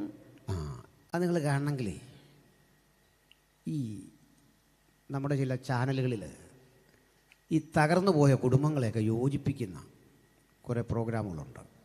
അടിച്ചു പിരിഞ്ഞ ഭാര്യയും ഭർത്താവിനെയൊക്കെ. അതിലൊരു ചാനലിൽ ആങ്കർ ചെയ്യുന്നത് നമ്മുടെ ഒരു മുൻ മന്ത്രി ഗണേശനാണ്. ഇപ്പോഴും മന്ത്രിയാണല്ലേ? സാറാ, നല്ല മന്ത്രി കേട്ടോ, ചുമ്മാ പറഞ്ഞല്ല. ജോലി എന്താ? തകർന്നു പോയ കുടുംബങ്ങളെയൊക്കെ നേരെയാക്കുക. മറ്റൊരു ചാനലിൽ ഒരു 3 കല്യാണം കഴിച്ചിട്ടും വിജയിക്കാതെ പോയ വേറൊരു നടിയാണ്. മനസ്സിലായിക്കോണം. അപ്പോൾ ഒരു കാര്യം മനസ്സിലായി, ഇവർക്ക് എങ്ങനെ ജീവിതം പോകണമെന്നറിയാം, അതവർ പറഞ്ഞു തരും. ഇതാണ് കൗൺസിലിംഗ് എങ്കിൽ പൗലോസ് ചെയ്തത് ജഡത്തിൽ ആശ്രയിച്ചൊരു മറുപടിയല്ല, ഇത് മുഴുവൻ കേട്ടിട്ട് പറയുകയാണ്. പ്രശ്നമൊക്കെ കേട്ടു, ഗ്രൂപ്പിസത്തെക്കുറിച്ച് കേട്ടിട്ട് ഉചിതമായൊരു നടപടി എടുത്തുകൊണ്ട് 5 ലേഖനങ്ങളാണ് ആകെ എഴുതുന്നത്. അതിൽ 2 നമ്മുടെ പക്കലുണ്ട്. 1 കൊരിന്ത്യർക്കും 2 കൊരിന്ത്യർക്കും ഇടയിലൊരു കൊരിന്ത്യ ലേഖനം ഉണ്ടാകും. നമുക്ക് 2 മതിയെന്ന് പരിശുദ്ധാത്മാവിന് തോന്നി, ബാക്കിയൊക്കെ അവർക്കുള്ളതാ. അത് നമുക്ക് വായിച്ചിട്ട് നമ്മൾ കുറേ കൂടെ പ്രശ്നം ഉണ്ടായി പോകുന്നോർത്ത് തരാതിരുന്ന പോട്ടെ. 5 ലേഖനമുണ്ടെന്ന ചരിത്രം, നമുക്ക് 2 മതി. അതിൽ 2-ാം ലേഖനത്തിലേക്ക് കിടക്കാം. ഇതിന് മുമ്പൊരു വിഷയം, പൗലോസ് കാർക്കശ്യ ബുദ്ധിയുടെ ഒരു തീരുമാനമെടുത്തപ്പോൾ ആ സഭയിലെ ഏറ്റവും പ്രബലനായ ഒരു ചെറുപ്പക്കാരനെ, സമ്പന്നനായ ഒരു പിതാവിൻ്റെ മകനെ അവിടെ നിന്ന് പുറത്താക്കാൻ പറഞ്ഞു. അവനെ നീക്കണം എന്ന് കേട്ടപ്പോൾ കുറേ പേര് പറഞ്ഞു അത് വലിയ ഗുലുവാലാകും, നമ്മളിപ്പോൾ തൊടണ്ട. ഞാൻ വല്ല അവിടുത്തെ ലോക്കൽ പാസ്റ്ററെങ്കിൽ ഞാൻ ചെയ്യുന്ന ഇലയ്ക്കും മുള്ളിനും കേടില്ലാത്തൊരു അന്തരീക്ഷം സൃഷ്ടിച്ചിട്ട് ഒരു മാറ്റം അങ്ങ് മേടിക്കും. വിഷയം ചോദിച്ചു എന്ന് പറയും, ഞാനിരിക്കുമ്പോൾ ഒരു കുഴപ്പമില്ല, നല്ല രീതിയിൽ അത് പോയതാ, ഇപ്പോൾ എന്താ സംഭവിച്ചതെന്ന് എനിക്കറിയത്തില്ല. തൊലിപ്പുറത്താ ചികിത്സ, അടുത്തിട്ട് കിടക്കുക, പൊട്ടാനിരിക്കുന്ന ബോംബ്. മാറാൻ പറ്റിയ സമയമല്ല, പരിഹരിച്ചിട്ടേ പോകാവൂ. അടുത്ത് വരുന്ന നിഷ്കളങ്കൻ്റെ തലയിൽ ഇത് അടിച്ചിട്ട് പോകാൻ ശ്രമിക്കരുത്. അതൊരു കൃപയാണ്. തീർച്ചയായിട്ടും നമുക്ക് കഴിയുന്നേ. അവിടെ വച്ചായിരിക്കും നമ്മുടെ ആ കൃപ ദൈവം ജ്വലിപ്പിച്ചിട്ട് ഈ പ്രശ്നത്തെ ജയിക്കാനുള്ള കൃപ തന്നിട്ടാകും ദൈവം നമ്മളെ അടുത്തിടത്തേക്ക് അയക്കുന്നത്. നമുക്ക് ബലിയാടാകേണ്ടി വന്നാലും ആ പ്രവൃത്തി തീർത്തിട്ട് പോയാൽ മതി. അപ്പം സഭ ഭിന്നിച്ചിട്ട് ചോദിക്കുകയാണ്, ഈ പൗലോസ് സത്യത്തിൽ ഇതൊക്കെ പറഞ്ഞെങ്കിലും, കാര്യം നമ്മുടെ സഭ സ്ഥാപിച്ചെങ്കിലും, പത്രോസല്ലേ ശരിക്കും അപ്പോസ്തലൻ? പത്രോസിന്റെ ആധികാരികത പൗലോസിനുണ്ടാകുമോ? എൻ്റെ കുഞ്ഞാടികളെ മേയ്ക്ക എന്ന് പറഞ്ഞ് ചുമതലപ്പെടുത്തിയത് പത്രോസിനെയല്ലേ? ഈ പൗലോസ് ആര്? ചോദ്യം ശക്തിപ്പെട്ട് വന്നപ്പോൾ ആ ചോദ്യത്തെ പൂരിപ്പിച്ചുകൊണ്ട് മറ്റൊരു ശബ്ദം കൂടെ വന്നു, പൗലോസ് അപ്പോസ്തലനാണോ? എന്നാ പൗലോസ് പറഞ്ഞു, ഞാൻ അപ്പോസ്തലനല്ലയോ? ഇപ്പം ഞാനോ നിങ്ങളോ അപ്പോസ്തലനാണോ എന്ന് തെളിയിക്കാൻ ഒറ്റ കാര്യമുള്ളൂ. കുമ്പനാടൊന്നൊരു കാർഡ് കിട്ടിയിട്ടുണ്ട്, അത് കാണിക്കാം. മുളക്കുഴി നോക്കുക, ഓരോ കാർഡ് നമുക്ക് തരുമല്ലോ. ഇതാണ്. പക്ഷെ പണ്ടത് നടക്കുകയില്ല. കാർഡ് കാണിച്ചാണ്. ഇപ്പോൾ കുറ്റം പറഞ്ഞിട്ട് കാര്യമില്ല. അടുത്ത കാലത്ത് ആരോട് ചോദിച്ചു എങ്ങനെ രക്ഷിക്കപ്പെട്ടെന്ന് ചോദിച്ചു, പറഞ്ഞു കാർഡ് പൂരിപ്പിച്ച് കൊടുത്താൽ. അപ്പോൾ കാർഡ് പൂരിപ്പിച്ച് രക്ഷിക്കപ്പെടാം, കാർഡ് കാണിച്ച് അപ്പോസ്തലത്വം തെളിയിക്കാം. ഇതെല്ലാം രേഖ വഴി സംസാരിക്കുന്നൊരു കാലത്തെ നമുക്കൊന്ന് തിരിച്ചു വരണം. പൗലോസിനോട് ക്ലോവയുടെ ആളുകൾ പറയും, അച്ഛാ സീരിയസാ കാര്യം. അച്ഛൻ പറഞ്ഞാലൊന്നും കേൾക്കുകയില്ല. ഘട്ടം കഴിഞ്ഞു പോയച്ചാ, വഷളായച്ചാ സ്ഥിതി. പറയൂ. അതേ, അവർ പറയുക, അങ്ങ് അപ്പോസ്തലനാണോ? സങ്കടം വന്നച്ചത് കേട്ടിട്ട്. കഷ്ടപ്പെട്ട് കൊരിന്തിൻ്റെ മണ്ണിലൂടെ പലവട്ടം പട്ടിണി സഹിച്ച് ഉപവസിച്ച് നീ നേടിയെടുത്ത ആത്മാക്കൾ നിനക്ക് നേരെ നാരായ വിരൽ ചൂണ്ടുന്ന പോലെ ഇങ്ങനെ ചൂണ്ടി ഇത്തരം ശബ്ദം പുറപ്പെടുവിച്ചപ്പോഴേ നിരാശ വന്നു, വേദന വന്നു, ദുഃഖം വന്നു. പക്ഷെ പൗലോസ് വിട്ടില്ല. നമ്മളാണെ മടുത്തിട്ടിട്ട് വിട്ട് പോരും. ദൈവമക്കൾ ഒരു കാര്യം മനസ്സിലാക്കുക, ചിലപ്പോഴൊക്കെ നമ്മളെ മടുപ്പിക്കുന്ന വിധത്തിൽ പിശാച് 100 ശബ്ദങ്ങൾ കൊണ്ടുവരും, 100 ആശയങ്ങൾ കൊണ്ടുവരും, 100 ശബ്ദങ്ങൾ കൊണ്ടുവരും. അപ്പോഴൊക്കെ അഭിഷിക്തൻ ജയിക്കണം. കാരണം ആ മടുപ്പിന്റെ തൊട്ടടുത്ത് എൻ്റെ പക്കൽ ഒരു വിടുതൽ ദൈവം ഏൽപ്പിച്ചിട്ടുണ്ട്. ഒരു വെളിപ്പാടകലെ എൻ്റെ പ്രത്യാശ എന്നെ കാത്തിരിപ്പുണ്ട്. ഞാൻ എൻ്റെ കർത്താവ് വരവേൽപ്പിച്ച ഈ ശുശ്രൂഷ ദൗത്യത്തിലൂടെ ഇതിൽ മീതെ ജയമെടുക്കുമെന്ന ബോധ്യത്തോടെ നമുക്ക് നമ്മുടെ ഉത്തരവാദിത്തങ്ങളെ കരുത്തുറ്റതാക്കണം. ഞാൻ അതിലേക്ക് കിടക്കാം. പ്രിയമുള്ളവരെ, പൗലോസ് അവരോട് പറയുക,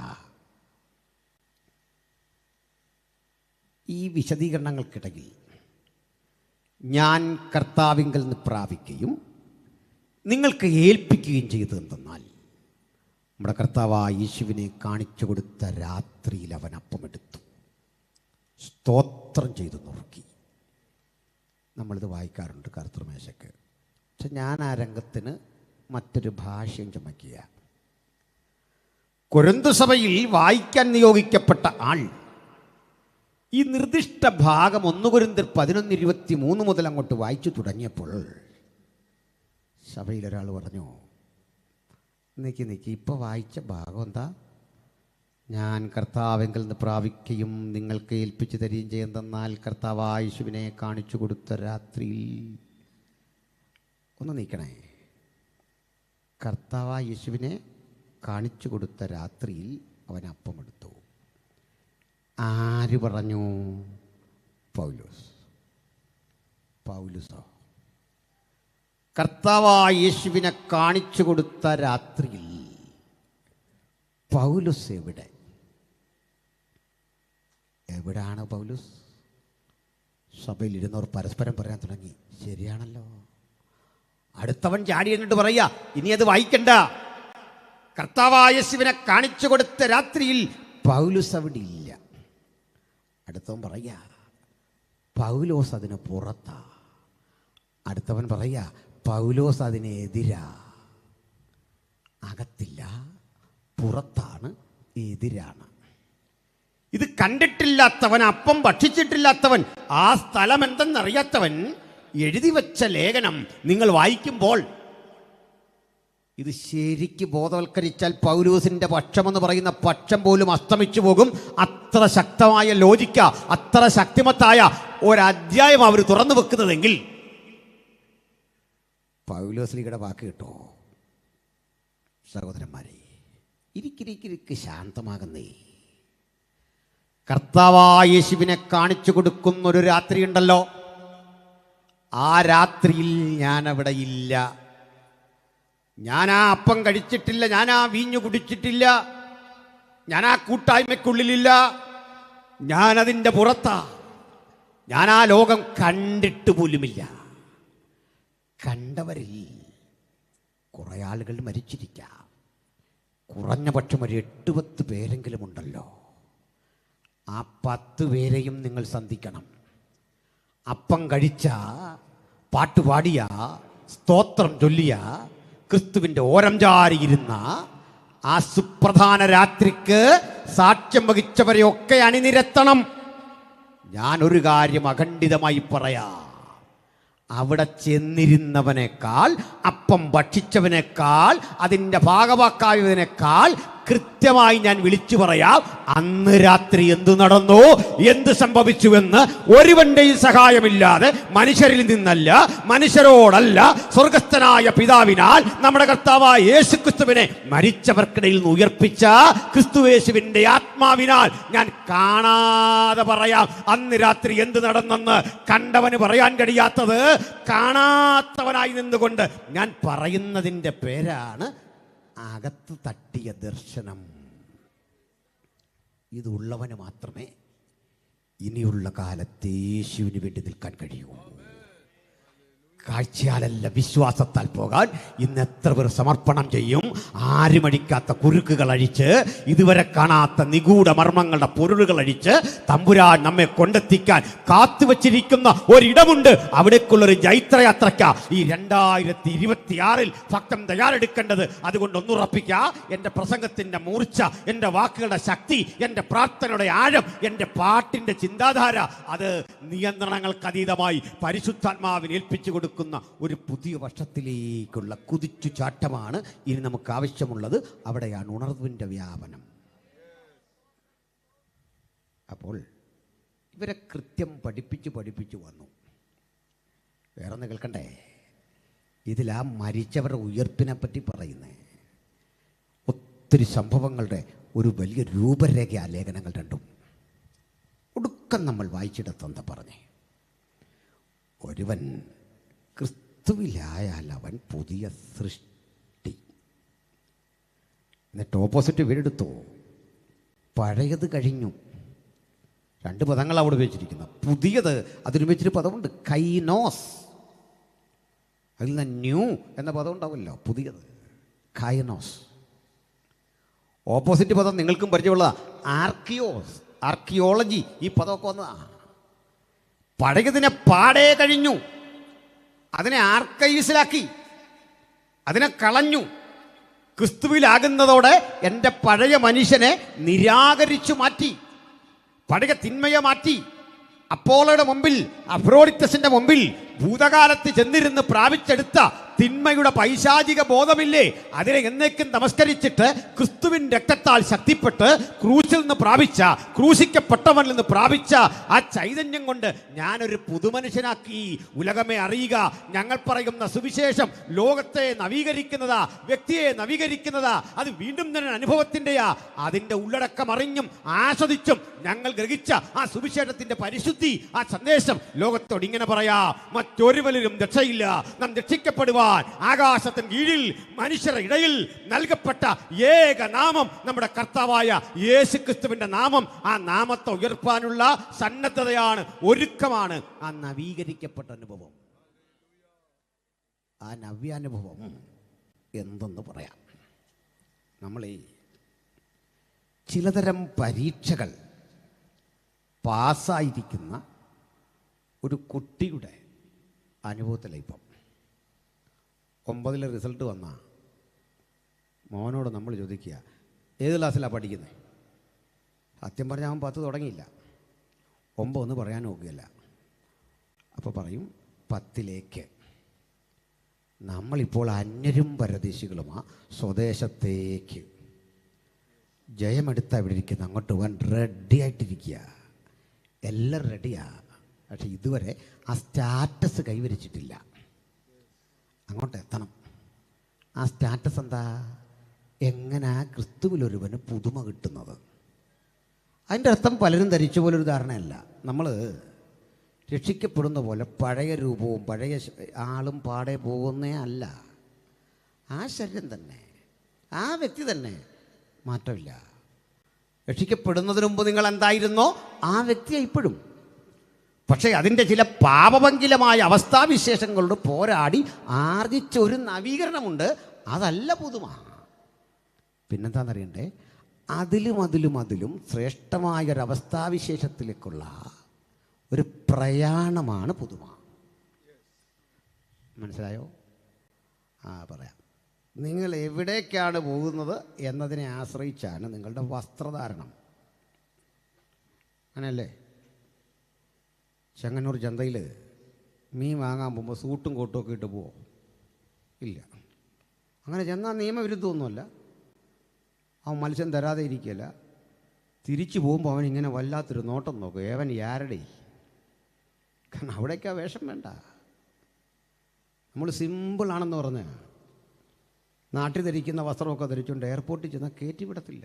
ചില ഹോട്ടലിൽ ചെന്നാൽ ഫുഡ് കിട്ടത്തില്ല. കാരണം എന്താ? ഇയാൾക്കെന്തോ കുഴപ്പമുണ്ടെന്ന്.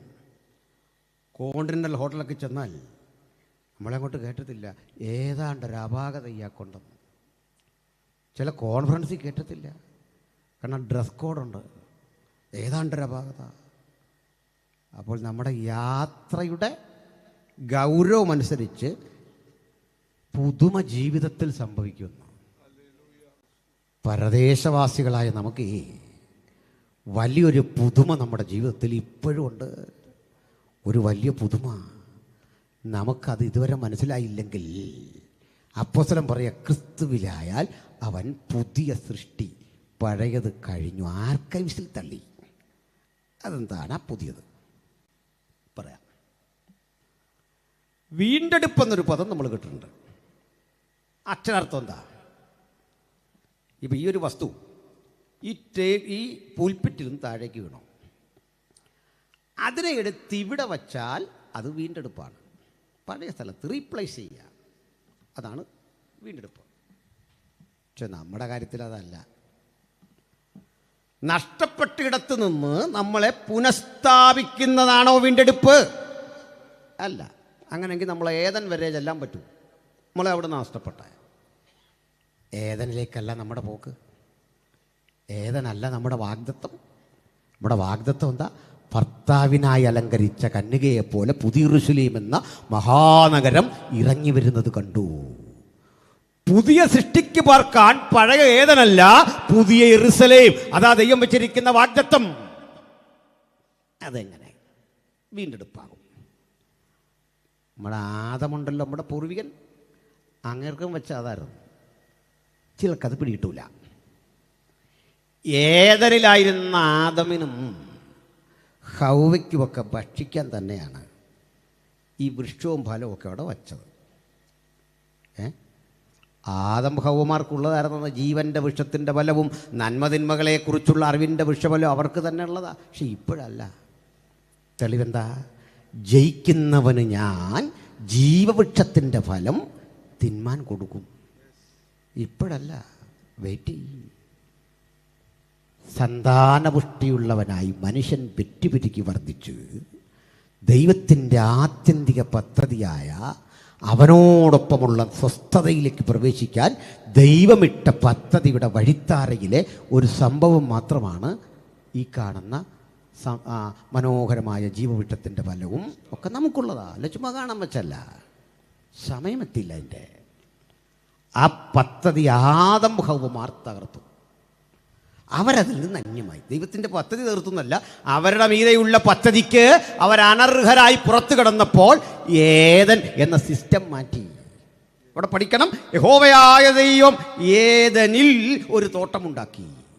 അതിന് നമ്മൾ ഏദൻ തോട്ടം എന്ന് പറയുമ്പോഴും ഏദനിൽ ഒരു തോട്ടം, ഗ്യാൻ എലോഹീം, അത് ഏദനിലാണ്. അവിടുന്ന് പുറത്തുപോയി. പുറത്തു പോയവനെ തിരിച്ചെടുത്ത് ഏദനിൽ വെച്ചാൽ വീണ്ടെടുപ്പാകേണ്ടതാ. പക്ഷേ സമ്പൂർണത കൈവരിക്കുന്ന ഭക്തൻ ചെന്ന് നിൽക്കുന്ന സ്ഥലം അവിടെയല്ല. കാരണം എന്തൊക്കെയാണ് നമ്മൾ പുതുമയിൽ പ്രാപിക്കുന്നത് പറയുന്നുണ്ട്. വികാസൻ പറഞ്ഞ ഒരു വചനം ഞാൻ ഓർക്കുന്നു. നീതി വസിക്കുന്ന ഒരു പുതുവാന ഭൂമിക്ക് വേണ്ടി നമ്മൾ കാത്തിരിക്കുന്നു. പത്രോസ് പറയുക.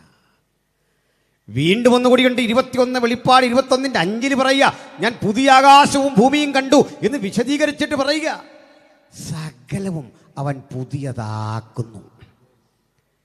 നമ്മളെ പുതുജനനം തന്നവൻ ആ പുതുജനനത്തിൻ്റെ സ്ഥിരീകരണവും ഉറപ്പും തന്ന് പെർഫെക്റ്റ് ആക്കുന്ന പ്രക്രിയയാണ് വെളിപ്പാട് 21. ഇനി ആ വഴിയിൽ ശ്രദ്ധിക്കേണ്ട 2-3 കാര്യം. ഇപ്പം നമുക്കെല്ലാം ഓരോ പേരുണ്ട്.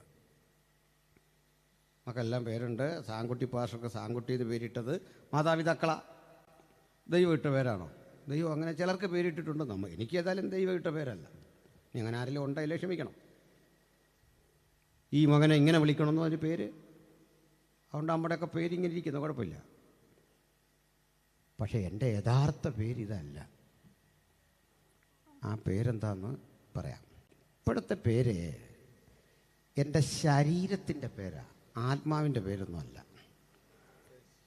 എൻ്റെ റെക്കോർഡിലെ പേരാ, നിങ്ങൾക്കെന്നെ വിളിക്കാനുള്ള പേരാ, നിങ്ങൾക്കെന്നെ അറിയാനുള്ള അറിവാണ് എൻ്റെ പേര്. നിങ്ങളുടെ പേരും അങ്ങനെ ഉപയോഗമുള്ളതിന്. പാസ്പോർട്ടിൽ എഴുതാൻ, സംസാരിക്കാൻ, കമ്മ്യൂണിക്കേഷന് വേണ്ടി മാത്രം. കാരണം ഞാനിപ്പോൾ മരിക്കുമോ, അപ്പോൾ എൻ്റെ പേര് പറഞ്ഞിട്ട് നിങ്ങൾ പറയുക ഇന്നാൾ മരിച്ചു, തീർന്നു. അപ്പം ഞാനെവിടെ? അപ്പോൾ പറയാ, ജയിക്കുന്നവന് ഞാൻ ഒരു വെള്ളക്കല്ല്, അതിലേക്ക് എഴുതുന്ന പുതിയൊരു പേര്. അപ്പോൾ എല്ലാവർക്കും പുതിയ പേര് കിട്ടും, ഉറപ്പിച്ചോ? പുതിയൊരു പേര്. ജീവപുസ്തകത്തിൽ പേരെഴുതി കാണാത്ത ഏവനെയും തീപ്പൊയ്കയിൽ തള്ളിയിടുന്ന് പറയുന്നിടത്തേ അപ്പനും അമ്മയും നമുക്കിട്ട പേരാണോ, ദൈവം കരുതി വെച്ച പേരാണോ? നീ മറ്റൊന്നുകൂടി. നമുക്ക് ഏറ്റവും പ്രിയപ്പെട്ടവർ മരിക്കുന്നിടത്ത് നമ്മൾ ചെന്നിട്ട് അനുശോചനം പറയും. രണ്ട് കാര്യം ഈ മരണത്തോട് ബന്ധപ്പെട്ട് ശ്രദ്ധിക്കണം. നമുക്കൊരു മുഖ്യ പ്രസംഗമോ അല്ലെങ്കിൽ പ്രധാനപ്പെട്ടൊരു പ്രസംഗമോ ഒന്നും അല്ലെങ്കിൽ അവിടെ ദൈവാസന്മാരെയൊക്കെ വിളിച്ചിട്ടുണ്ട്, ഒരു വാക്ക് പറഞ്ഞങ്ങിരിക്കണം. നമ്മളെന്ന് അംഗീകരിക്കാൻ തരുന്ന ഒരു മിനിറ്റ്. അത് ഈ അലക്സാണ്ടർ കഥയും പറഞ്ഞ് ശവപ്പെട്ടിക്കകത്ത് അത് ഇനിയും കേട്ടാൽ ശവം എഴുന്നേറ്റ് പോകാൻ നമുക്ക് ടടിക്കും. പറഞ്ഞ് മടുത്തുപോയി. രണ്ട് കയ്യ്. പിന്നെ രണ്ട് മക്കളെ വിളിച്ചിട്ട് അപ്പച്ചൻ പറഞ്ഞു ഒരുത്തനോട് ഗുഡ് ബൈ, ഒരുത്തനോട് ഗുഡ് നൈറ്റ്. അതൊക്കെ ഒത്തിരി ആയി, ഓടി ഓടി തീർന്നു. അത് പോട്ടെ, ഒക്കെ വിടണം. ചുരുക്കി പറഞ്ഞാൽ ഈ മരണസ്ഥലത്ത് പിന്നൊരു കാര്യം നമ്മൾ പറയും, ഈ അമ്മച്ചിയെ ഞാൻ നിത്യതയെ കാണും. ശരി തന്നെയാണ്, ശരിയല്ലേ? കാണും. നമ്മുടെ അപ്പനെ, നമ്മുടെ അമ്മയെല്ലാം നിത്യതയെ കാണാം. പക്ഷെ ഇന്ന് അമ്മയെ യാത്രയച്ചപ്പോൾ കിട്ടിയ ആ വികാരമോ ആ ബോധമോ അവിടെ ഉണ്ടോ? ഇല്ല. നിരാശ വേണ്ട. അതിനാ പറഞ്ഞ അമ്മയോടും അപ്പനോടൊക്കെ സ്നേഹം ഉണ്ടെങ്കിൽ ഇവിടെ വെച്ച് വല്ലതൊക്കെ കൊടുത്തോണം. അന്ന് ആ കണക്ഷൻ അല്ലെന്ന് പിടികിട്ടിയോ? ആ ബന്ധമല്ല, മറ്റൊരു ബന്ധം പറയാം. എനിക്ക്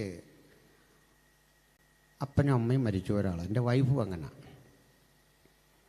മിക്കവാറും പേര് അങ്ങനെയുള്ളവരുണ്ടല്ലോ. ഈ അപ്പനമ്മമാരുടെ നഷ്ടം ഒരു വലിയ നഷ്ടമാണ്. സുപ്രധാനമായ ആവശ്യകതകളില്ല അതൊക്കെ ഓർക്കുന്നത്. അപ്പനോടും അമ്മയോടും നമുക്ക് നല്ല സ്നേഹം. നിത്യത്തെ ചെല്ലുമ്പോൾ ഇവരെ കാണണമെന്നുണ്ട്. അടുത്ത കാലത്ത് എൻ്റെ ചർച്ചിലൊരു മോൻ മരിച്ചുപോയി, ഒരു കുഞ്ഞ്, ഒരു 10-28 വയസ്സുള്ളൂ. അവൻ്റെ അപ്പൻ ഇന്നലെ സാക്ഷ്യം പറഞ്ഞു, നിത്യത്തെ ചെല്ലാൻ എൻ്റെ കുഞ്ഞിനെ കാണാം. ഇതെല്ലാവരെയൊക്കെ ആഗ്രഹമാണ്, കാണും. ഞാനും ചെല്ലും, എൻ്റെ അമ്മയെ കാണും, അപ്പനെ കാണും. ഏതായാലും ഞാൻ അതിനെ അക്ഷരാർത്ഥം ഒന്ന് എടുക്കുമ്പോൾ ഒരു കാര്യം അറിയാം. നമ്മൾ നിത്യത്തിലേക്ക് ചെല്ലുമ്പോൾ പറയാണോ, ഞങ്ങളുടെ മമ്മി ഇവിടെ കണ്ടുണ്ടായിരുന്നു, കണ്ടില്ലല്ലോ. മമ്മി പറയാണോ, ഞങ്ങളുടെ ചെറുക്കൻ ഇതുവഴി വരുമെന്ന് പറഞ്ഞു, ഇതുവരെയും കണ്ടില്ല, എന്ത് ചെയ്യേ? ചങ്ങാതി, ഇത് അങ്ങാടിക്കലല്ല, ചെങ്ങന്നൂരല്ല, സ്വർഗമാണ്. മനസ്സിലായില്ലേ? നിത്യതയാ. അവിടെ സ്ഥിതിഗതികൾ മാറി. അമ്മയ്ക്ക് നമ്മളോട് ഭയങ്കര കാര്യമായിരുന്നു, എല്ലാ മക്കളോടും. നമുക്ക് അമ്മയോടും കാര്യമാണ്, ശരിയല്ലേ? അമ്മയോടും അപ്പനോട് സ്നേഹമില്ലാത്ത ആരുമില്ല. ഞാൻ ഏഴാച്ചേരി രാമചന്ദ്രൻ എന്ന് പറയുന്നൊരു കവി ഉണ്ടായിരുന്നു. അദ്ദേഹം അമ്മയെപ്പറ്റി എഴുതിയൊരു കവിത വായിച്ച് എൻ്റെ ഉള്ളം നടുങ്ങിപ്പോയി. അല്ലാതെ ഹൃദയഭേദമായി. അമ്മയുടെ സ്വഭാവം പറയുക, ഭൂമിയോളം പൊറുക്കുന്നവൾ എങ്കിലും പകരം നിനക്കായി മേഘവാതിൽ പടിവരേക്കും സങ്കടം തന്നേ. നീ ഭൂമി വരെയാ ക്ഷമിക്കുന്നേ, പകരം നിനക്ക് ഞാൻ തന്നത് മേഘവാതിൽ പടിവരെ സങ്കടം. ഇതാണ് അമ്മ, ഇതാണ് അച്ഛൻ. പക്ഷേ ഇത്ര സ്നേഹമുള്ള അമ്മയും അപ്പനും നമ്മളും ഇന്ന് കാണുന്ന കണക്ഷൻ ഇല്ല. എന്താ ഇല്ലാത്തതെന്ന് അറിയണ്ടേ? ഞാൻ നിത്യത ചെന്നു, നിങ്ങളും നിത്യത ചെന്നു. പക്ഷേ അമ്മയ്ക്ക് പഴയ താല്പര്യമോ ഒന്നും ഇല്ലെന്നല്ല, എന്നെക്കാൾ അമ്മയെ സ്നേഹിച്ച ഒരുവനെ അമ്മ അവിടെ കണ്ടു. അമ്മയെക്കാൾ എന്നെ സ്നേഹിച്ച ഒരുവനെ ഞാനും അവിടെ കണ്ടു. ഇതിൻ്റെ താഴെയാ ബാക്കിയല്ല, അതാ കുഴപ്പം. ഇപ്പം മനസ്സിലായോ? പിടികിട്ടിയ കാര്യം പറയാം. ഈ പെൺമക്കളെയൊക്കെ കല്യാണം കഴിച്ചിപ്പിച്ച് അയക്കുമ്പോൾ നമുക്ക് ഭയങ്കര സങ്കടമാണ്, അവക്കും ഭയങ്കര സങ്കടം. പൊട്ടിക്കരഞ്ഞായിരിക്കും അപ്പന്മാർ വിടുന്നേ. അപ്പൻ ശരിക്ക് കരയും നന്നാ. അവളും ഭയങ്കര കരച്ചില്ല. പപ്പായെ കാണണം പോയി 5-6 ഫോൺ വിളി. 2 ദിവസം കഴിഞ്ഞ് അവളും ഹസ്ബൻഡും കൂടെ വീട്ടിൽ വരുമ്പോൾ നമ്മളെ ഒന്നും മിണ്ടാൻ പോലും അവൾ നിൽക്കുകയില്ല. പപ്പായാണോ ഇരിക്കുന്ന പോലും അവൾക്ക് ശ്രദ്ധയില്ല. കാരണം എന്താ? അവൾ കാന്തനോട് പറ്റിച്ചേർന്നപ്പോൾ അതാ റിയൽ ലൈഫ്. പിടികിട്ടിയോ? പിണക്കം ഉണ്ടായിട്ടല്ലെന്ന്. അമ്മയ്ക്കും അപ്പനും അപ്പോഴും സംതൃപ്തി. എന്താ സംതൃപ്തി? ആ തികഞ്ഞ സ്നേഹത്തിൻ്റെ അളവിൽ നമ്മൾ അവനോട് അനുരൂപരാവുകയാണ്. അതാ പുതിയ സൃഷ്ടിയുടെ സവിശേഷത.